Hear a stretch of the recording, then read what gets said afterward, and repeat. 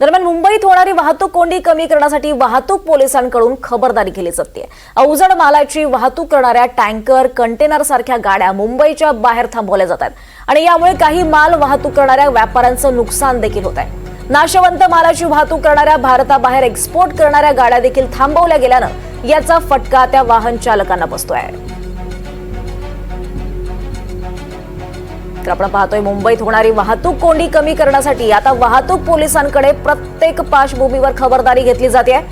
अवजड मालाची वाहतूक करणाऱ्या टँकर्स आणि त्याचबरोबर कंटेनर सारख्या गाड्या या मुंबईच्या बाहेरच थांबवल्या जातात, पण त्यामुळे मात्र काही माल वाहतूक करणाऱ्या व्यापाऱ्यांचं नुकसान सुद्धा होत आहे। नाशवंत मालाची वाहतूक करणाऱ्या आणि भारताबाहेर एक्सपोर्ट करणाऱ्या गाड्या सुद्धा थांबवल्या गेल्यात आणि त्याचा फटका या वाहन चालकांना बसताना दिसतोय। अधिक माहिती घेऊयात आमचे प्रतिनिधी राहुल कांबळे यांच्याकडून। राहुल, काल खरं तर मराठा आंदोलनामुळे प्रचंड अशी वाहतूक कोंडी झाली होती। आज ही कोंडी कमी करण्यासाठी वाहतूक पोलिसांकडून काय खबरदारी नेमकी घेतली जाते?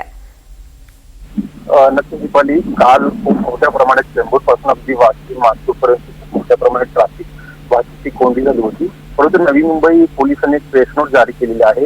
जे काही मोठ्या अवजड वाहनं आहेत, आता आपण पाहतो की नवी मुंबई उरणला जाणारे जे अवजड वाहनं आहेत आणि मुंबईमध्ये सुद्धा जे जाणारे जसं पेट्रोल डिझेल टँकर सोडल्या जाणार हे जे गाड्या आहेत, त्या गाड्या आहे त्या ठिकाणी बाजूला काढून ठेवलेल्या आहेत आणि त्यांना मुंबईमध्ये जाण्यामध्ये बंदी आणलेली आहे।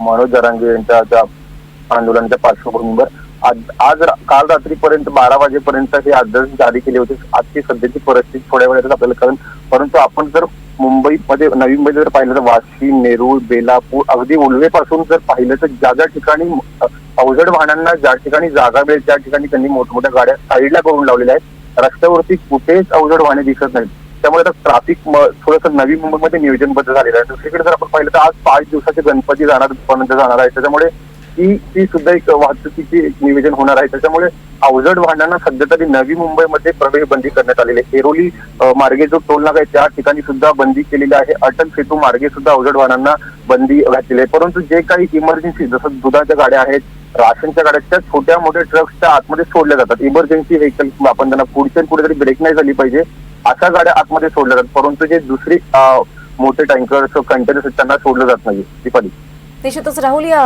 ट्रॅफिक बद्दल आपण अपडेट्स घेत राहू तुमच्याकडून। धन्यवाद या सगळ्या सविस्तर माहितीसाठी।